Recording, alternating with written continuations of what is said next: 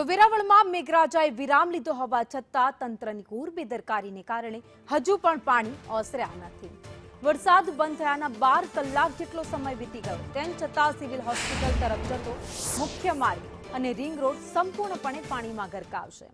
હોસ્પિટલના રસ્તે પાણી ભરાયેલા હોવાથી દર્દીઓ, સગાઓ અને સામાન્ય નાગરિકોને અવરજવરમાં ભારે હાલાકી ભોગવવી પડી રહી છે. આ ગંભીર પરિસ્થિતિ વચ્ચે સંદેશ ન્યૂઝની ટીમે રિંગ રોડ પરથી ગ્રાઉન્ડ ઝીરો રિપોર્ટિંગ કરીને તંત્રની પોલ હતી જે ઉગાડી પાડી દીધી. વેરાવળ શહેરમાં વરસાદે વિરામ લીધાના અત્યારે 10 કલાકથી વધુ સમય વીતી ગયો છે, પરંતુ હજુ પણ અનેક વિસ્તારોમાં જળબંબાકાર જેવી પરિસ્થિતિ છે. વેરાવળ નગરપાલિકા રાજેન્દ્ર ભુવન રોડ ઉપરનો ચિતાર જોયા બાદ સંદેશ ન્યૂઝની ટીમ છે હાલ રિંગ રોડ ઉપર પહોંચી છે. આ રિંગ રોડ પરના દ્રશ્ય છે, આપ જોઈ શકો છો કે હજુ પણ આ વિસ્તારમાં વરસાદી પાણી ભરાઈ ચૂક્યા છે. હજુ 10 કલાક વીતી જવા છતાં પાણી ઓસર્યા નથી.